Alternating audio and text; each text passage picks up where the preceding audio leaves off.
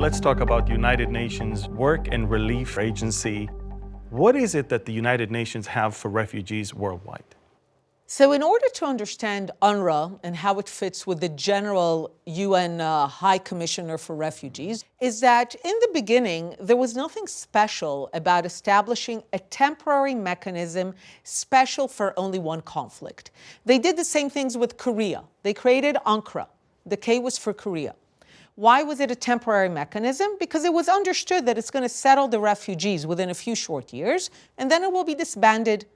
So UNRWA settled 3.1 million Korean refugees in 3 years with a third of UNRWA's budget. And look at South Korea today. It could have been the Palestinians. UNRWA was supposed to do the same thing. For a year and a half, it was supposed to settle several hundreds of thousands of Arab refugees in the West Bank, Gaza, Jordan, Syria, Lebanon, the places to which they fled, and move on, and close down and move on.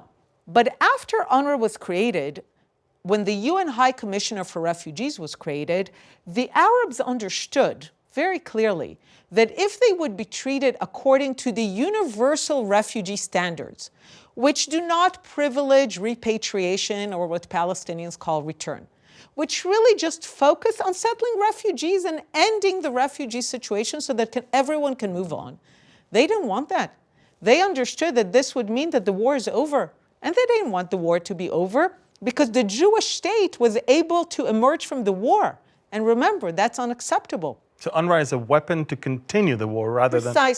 Precisely. What they did was secure for themselves a loophole from international standards in order to hijack UNRWA to become a Palestinian mechanism. UNRWA essentially builds the Palestinian identity, but as an identity that is singularly focused on no Jewish state, through the idea of return and revenge. And this is why it always produces violent organizations, because generation after generation, decade after decade, it tells Palestinians, whether they live in Syria or Lebanon, West Bank or Jordan, or Gaza Strip, where you are now is not where you need to build your future.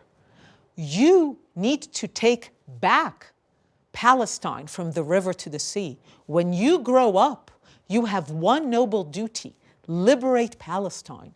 So if that's what every generation hears, of course you're going to have organizations that use violence, whether they're called Black September or the Democratic Front or Hamas, in order, from their perspective, to liberate Palestine.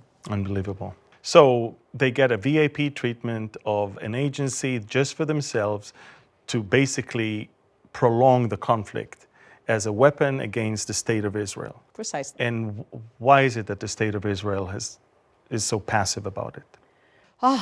Wow, this is one of the battles that I've been waging for years now. For how many years? At least 15 years, ever since I was a member of Knesset, even a little bit before.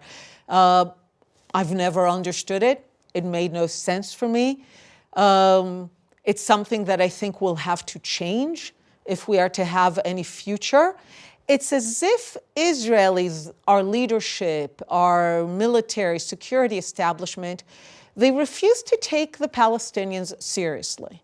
And one of the things that I'm most proud of in the work that I do, in the book, The War of Return, that details the history of UNRWA, is that I give Palestinians the respect of taking them at their word. And they say that UNRWA is an agency for the purpose of return. They're even saying it now. You know, all of the world is like, oh, UNRWA is an aid agency. And the Palestinians are like, no, this is the guarantor of the moment of return. They're saying, like, listen to them.